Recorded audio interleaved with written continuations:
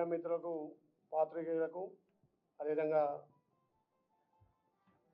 Congress party విప్పులు ఎమ్మెల్సీలు గౌరవ ఎమ్మెల్యేలు ఈరోజు ప్రజాప్రభుత్వం గౌరవ ముఖ్యమంత్రి ప్రజాపాలన ద్వారా రాష్ట్రంలో అభివృద్ధి సంక్షేమం రెండు కళ్ళ లెక్క తీసుకెళ్లి గత 10 ఏళ్లుగా ధనిక రాష్ట్రంలో చేయనటువంటి పనులు వాళ్ళు అప్పులు చేసినా వాళ్ళు తప్పులు చేసినా ఒక్కొక్కటిగా సర్దిద్దుకుంటూ ఈ తెలంగాణ రాష్ట్రంలో ఎంతోమంది వేలాది కార్యకర్తలు కష్టపడి ఆ రోజు పిసిసి అధ్యక్షుడిగా ఎత్తిన జెండా దించకుండా ప్రజలను చైతన్యం చేసి ప్రజాపాలన అధికారంలోకి వచ్చిన తర్వాత మరి ధనిక రాష్ట్రంలో జరగని పనులు అప్పుల తెలంగాణలో మా గౌరవ ముఖ్యమంత్రి చేస్తుంటే కొంతమంది ప్రతిపక్షాలు గిట్టని వాళ్ళు ప్రభుత్వం మీద మాట్లాడితే సరే, కానీ ఇవాళ స్వపక్షంలో ఉండి ప్రజలు ఇచ్చినటువంటి అధికారాన్ని మనం ప్రభుత్వం ద్వారా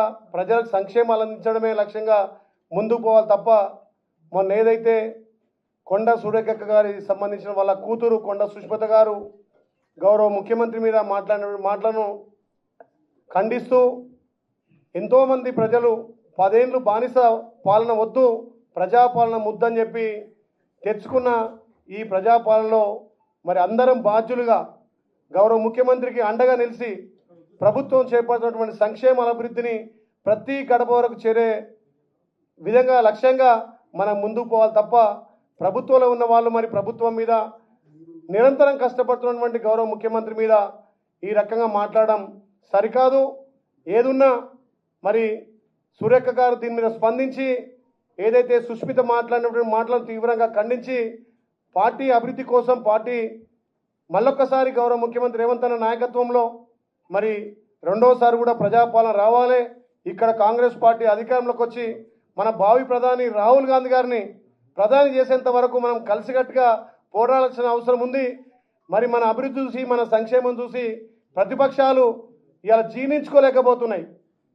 ధనిక రాష్ట్రంలో మేము చేయని పనులు మరి అప్పుల తెలంగాణలో అప్పులున్నా వాళ్ళు చేసే తప్పులున్నా ముఖ్యమంత్రి కేంద్రంతో సఖ్యతగా కేంద్రాన్ని ఒప్పించి మెప్పించి మనకు రావాల్సిన వాటాలను తీసుకొచ్చి ఇలా విదేశీ పర్యటనలు పోయి విదేశం నుంచి కూడా తెలంగాణ అంటే ఇలా భారతదేశంతో కాదు ప్రపంచ దేశాలతో పోటీ పడే విధంగా మన ముఖ్యమంత్రి తీసుకెళ్తుంటే మరి వితిన్ ద పార్టీలో సొంత పార్టీలో ఈ రకంగా మాట్లాడడం చాలా బాధాకరం.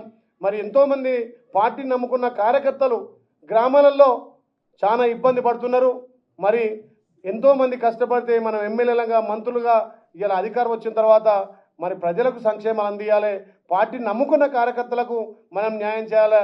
ఏదైనా ఉంటే సిఎల్పి సమావేశం కానీ మన పిసిసి అధ్యక్షుని ఆధ్వర్యంలో గౌరవ ముఖ్యమంత్రి అందరం కూర్చొని మాట్లాడుకొస్తున్న విషయాన్ని బహిర్గతంగా ఆ సుష్మిత మాట్లాడడం చాలా తీవ్రంగా బాధ కలుగుతుంది. అదేవిధంగా ఆమె మాటలు తీవ్రంగా ఖండిస్తున్నాం.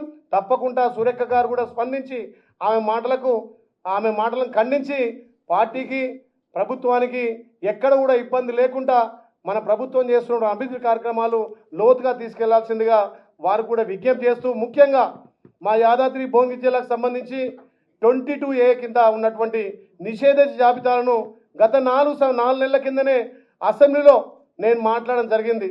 మా ఆర్ఎన్బి శాఖ మార్చులు కోమటిరెడ్డి వెంకరెడ్డి గారు అసెంబ్లీలో మాట్లాడినప్పుడు కూడా ముఖ్యమంత్రి దృష్టికి తీసుకుపోయి సంబంధిత శాఖ మంత్రి పొంగులేటి సీనన్న కూడా తప్పకుండా మీకు న్యాయం చేస్తాం, కొంత అధికారుల తప్పిదం వల్ల గత ప్రభుత్వంలోనే 22A కింద ఉన్నటువంటి భూములను హైకోర్టు ఆదేశాల ప్రకారం సంబంధిత ఎంఆర్ఓలు కానీ ఆర్టీఓలు కానీ సంబంధిత కలెక్టర్లు అక్కడ రిజిస్ట్రేషన్ ఆఫీసులకు ఈ 22A జాబితా పంపడం వల్ల అది ఆగిందే తప్ప ఈ ప్రభుత్వం 22A పెట్టి ఏ పేదోడికి భూమి గుంజుకోవాలనో ఏ పేదోడికి ఇబ్బంది పెట్టిన లక్ష్యం కాదు.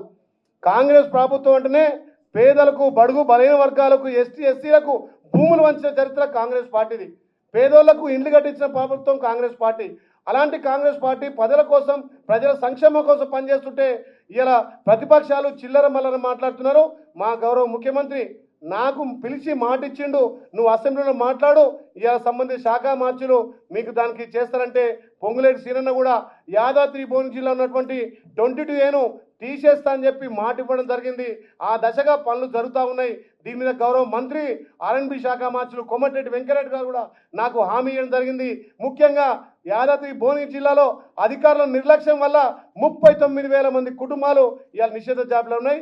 దాన్ని మా పెద్దలు రెవెన్యూ శాఖ మార్చులు పొంగులేటి సీనన్న కూడా పర్యవేక్షణలో 22A మాత్రం పూర్తిగా నిషేధ జాబితాను తొలగిస్తారని మాట ఇచ్చింది. కాబట్టి పార్టీకి అందరం విధేయులుగా ఎంతో మంది కార్యకర్తలు కష్టపడితే ఇలా మనం ఎమ్మెల్యేలుగా, ఎంపీలుగా, ఎమ్మెల్సీగా గెలిచాం. కాబట్టి దయచేసి విత్ ఇన్ ద పార్టీలో మన ముఖ్యమంత్రి చేపడుతున్న అభివృద్ధి సంక్షేమాలను పేద ప్రజల కోసం ప్రతి గడపకు అందే విధంగా ముందుకు తీసుకుపోవాల్సిందిగా విజ్ఞప్తి చేస్తా ఉన్నా.